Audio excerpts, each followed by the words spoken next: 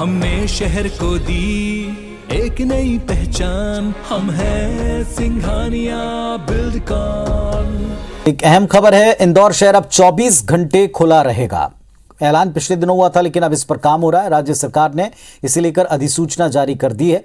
24 घंटे खुले रहने वाले इस पूरे क्रम में होटल रेस्टोरेंट खोलने का रास्ता जो 24 घंटे खुलना चाहते थे साफ हो गया। 26 जनवरी को स्टार्टअप समिट के दौरान सांसद शंकर लालवानी ने मुख्यमंत्री शिवराज सिंह चौहान के समक्ष इस बात को रखा था, जिस पर मुख्यमंत्री ने सहमति दी। 24 घंटे शहर खुला रखने के फैसले से 6500 से ज़्यादा कर्मचारियों और 150 से ज़्यादा कंपनियों को इसका लाभ होगा। पुणे, बेंगलोर, हैदराबाद की तरह इंदौर में भी आईटी कंपनियों के लिए बेहतर माहौल बनेगा। शहर के विजयनगर, स्कीम 54, पलासिया, गीता भवन, तुकोगंज जैसे कई इलाके हैं जहां पर स्टार्टअप और कॉल सेंटर्स हैं, जहां अनुमति दी जा सकती है। इसके अलावा बीआरटीएस पर बसों को चलाने की अनुमति भी दी जाएगी।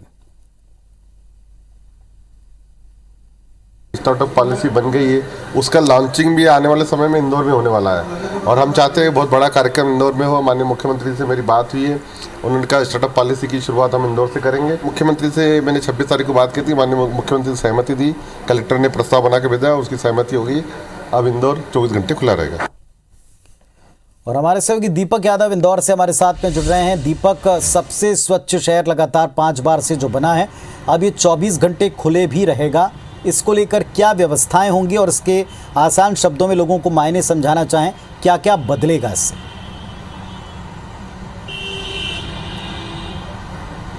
देखिए पुनीत, अगर दरअसल इंदौर में आईटी का हब लगातार बढ़ता जा रहा है और इसी वजह से पिछले महीने जो स्टार्टअप समिट हुई थी उसमें मांग रखी गई थी कि इंदौर को भी 24 घंटे जो होटल्स हैं, मॉल्स हैं, इन्हें 24 घंटे खोलने की अनुमति दी जाए, ताकि जो आईटी कंपनियां काम करती है, उनके जो कर्मचारी हैं, उनको बेहतर माहौल प्राप्त हो। और इसी वजह से करीब 150 से ज़्यादा कंपनियाँ इंदौर में इस वक्त स्टार्टअप के तौर पर संचालित हो रही, जो कि आईटी कंपनियाँ हैं, और इससे करीब 6500 कर्मचारियों को फ़ायदा होगा। दरअसल क्योंकि स्टार्टअप जो कंपनियां होती हैं अमूमन अमेरिका या अन्य विदेशी देशों के लिए काम करती हैं, जहां पर कि डे और नाइट का टाइमिंग अलग अलग होता है और इसी वजह से देर रात तक या पूरी रात तक उन्हें काम करना पड़ता है। और चूंकि जो दुकानें हैं, जो सामान्य परिवहन की व्यवस्थाएं हैं, वो करीब 10 बजे के बाद बंद हो जाती हैं और इसी वजह से कर्मचारियों को खासी दिक्कतें होती थी और इसी वजह से ये निर्णय लिया गया। हालांकि इसे पूरी तरीके से लागू नहीं किया जाएगा। जो खास एरिया हैं जहाँ पर स्टार्टअप कंपनियाँ अपने ऑफिस का संचालन करती हैं, जहां पर के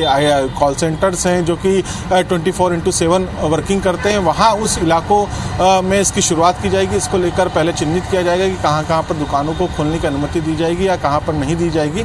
इसके अलावा बीआरटीएस कॉरिडोर पर चलने वाली जो आई बसें हैं, उनका संचालन भी रात को 11 बजे के बाद भी संचालित की जा सके, कि ताकि पूरी रात भर भी किसी को परिवहन की परेशानी किसी भी कर्मचारी को ना आए। तो इस तरह का माहौल यहाँ पर बनाने की कोशिश की जाएगी और निश्चित तौर पर कोरोना काल के बाद में जिस तरीके से पाबंदियां हट रही हैं और पूरे मध्य प्रदेश में सबसे बड़ा अगर आईटी का हब माना जाए तो इंदौर है। यहाँ पर टीसीएस, इन्फोसिस जैसी बड़ी कंपनियां तो स्थापित हो ही चुकी हैं। इसके अलावा जो अन्य भारतीय कंपनियां हैं, जो कि उसमें आईटी पार्क जो निर्मित किया गया था, 2 आईटी पार्क का निर्माण हो चुका है, तीसरे अतुल्य आईटी पार्क का निर्माण लगातार चल रहा है। तो अब लगातार जिस तरीके से इंदौर में स्वच्छता में तो इंदौर नंबर 1 है, इसके अलावा जो निवेश आ रहा है और जो बेहतर माहौल बनाने की कोशिश की जा रही है, उसी के तहत ये कवायद है। और पुनीत, मैं बताना चाहूँगा, इंदौर प्रदेश का एकमात्र शहर है जहाँ पर कि सबसे ज़्यादा स्टार्टअप शुरू हुए हैं और जो कि काफ़ी सक्सेसफुल रहे हैं। उनकी जो जर्नी रही है, आज उन्होंने करीब 3 से 4 साल पहले अपने स्टार्टअप्स को शुरू किया था। कई उद्यमी हैं, युवा उद्यमी हैं, उनकी आज कंपनियां विदेशों में भी अपना टर्नओवर कर रही हैं, काफ़ी अच्छा बिजनेस कर रही हैं। तो उसी को देखते हुए जो संभावनाएं, उसी वजह से पुणे, हैदराबाद और जो आईटी हब्स है माने जाते थे, उसी तरीके से अब इंदौर को भी डेवलप करने की कोशिश की जा रही है और उसी तारतम्य में अधिसूचना ये जारी की गई है। चलिए, बहुत शुक्रिया आपका इस पूरी डिटेल के लिए, जानकारी के लिए। तो जैसा दीपक हमको बता रहे हैं कि आईटी सेक्टर में जो कंपनियां और जो नए स्टार्टअप्स हैं, उनको इससे बड़ा बूस्ट मिलेगा। 24 घंटे खुले रहने की छूट इनको मिलेगी।